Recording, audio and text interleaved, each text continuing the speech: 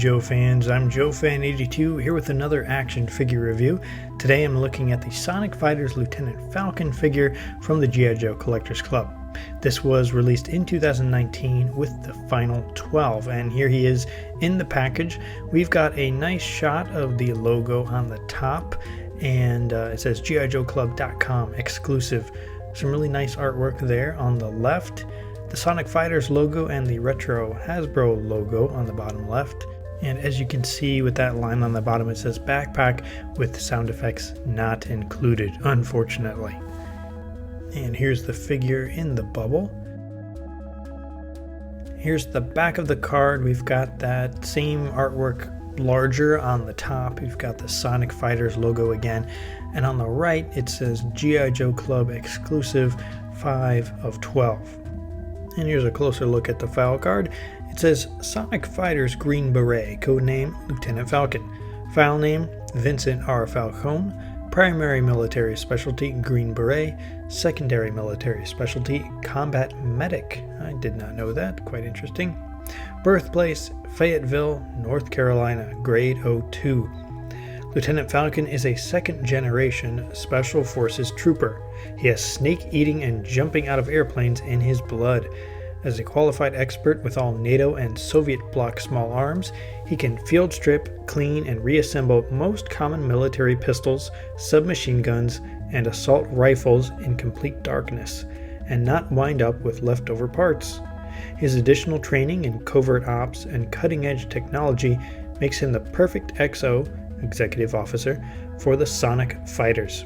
He is also cross-trained in demolitions, medicine, and languages: Spanish, French, Arabic, and Swahili. Over the years, Lieutenant Falcon has honed his skills from brash, impetuous fighter to cool, calculated tactician. When you go stepping out into bad guy country with him, you can depend on him to pull his own weight and put his butt on the line when the worst possible scenario becomes a bone-chilling reality. He leads by example, and to a grunt in the field, that's the best kind of leadership, bar none. And the quote on the bottom says, "Respect is not given, it's earned."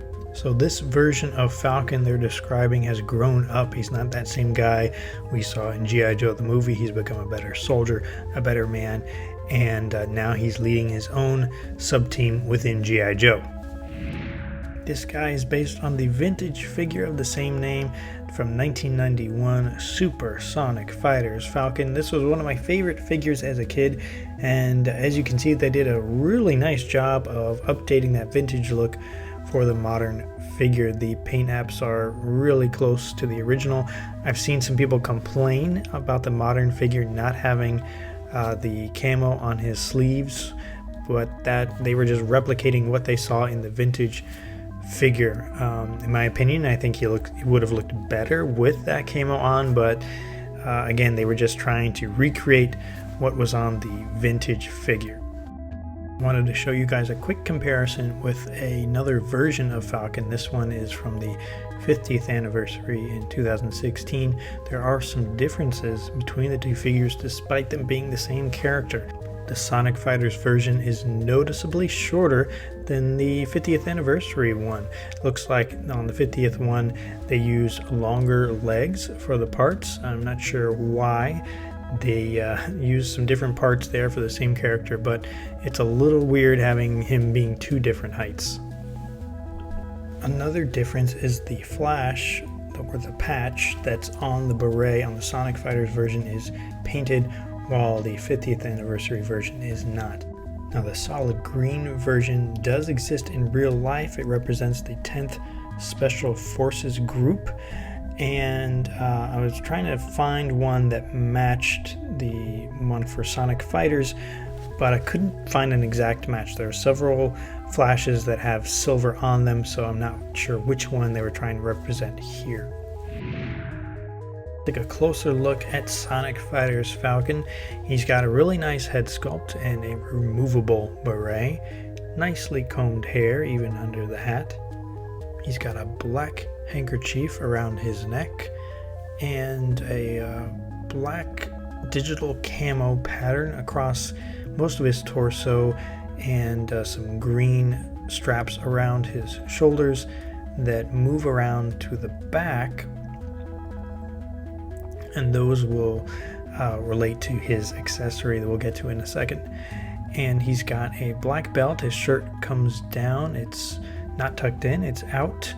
He's got, as we said before, he's got no camo on his sleeves, and that black pattern continues down. His wrists are not great. They are those big bulbous wrists we've seen before that I really do not like.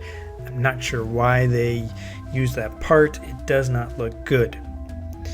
So moving on, that pattern continues down over his pants. It looks really nice, nicely done, and he's got the light gray and black boots.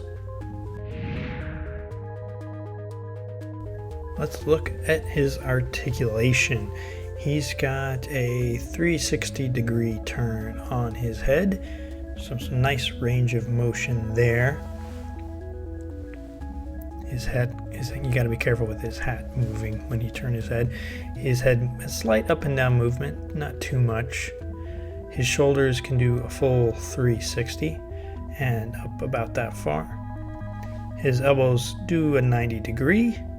His wrists can do a full 360 turn, and each one has a joint in the wrist.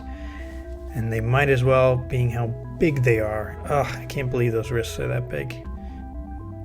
Why don't they see that? That doesn't look good. I don't know. But they've got articulation, so I guess that's something. Moving on, he's got that joint there in the upper chest. And some nice movement there. His legs come up about that far. Not quite as high because of his shirt being down. And he's got double jointed knees. His ankles can do a full 360 and another joint on the top. He comes with this nicely sculpted black rifle, a black sculpted shotgun, a black figure stand with the G.I. Joe logo on the top, and on the front it says Lieutenant Falcon. And the best accessory, in my opinion, is the helicopter backpack. It is a olive green with a light blue on the top rotor blades, and that is an homage to the vintage figure. That backpack was a same color blue. And this is a comparison with the Black Spider Rendezvous figure, which had the same exact accessory, just in different colors. And you'll see on the Falcon figure, I have him holding it underhand, while the Black Spider Rendezvous is overhand. You can really do it either way. I think the overhand grip looks a little better. And a great adversary for Sonic Fighter's Falcon is Sonic Fighter's Road Pig. I think that would be a really good matchup there. And these are the two that were sold together from the Collectors Club. This was another obvious choice for the club to do. It didn't require any new tooling. It was just a repaint of an existing figure. Bad wrists aside, I think they did a great job. Everything else is really nice, and if you like Falcon and you like the Sonic Fighters, I highly recommend adding this guy to your collection. I want to thank you guys for watching this video. If you'd like to see more, make sure you hit the subscribe button so you don't miss any of my future videos. If you feel like supporting the channel, you can head over to patreon.com/JoeFan82. You can find me there. And as always, thanks for watching, and I'll see you next time.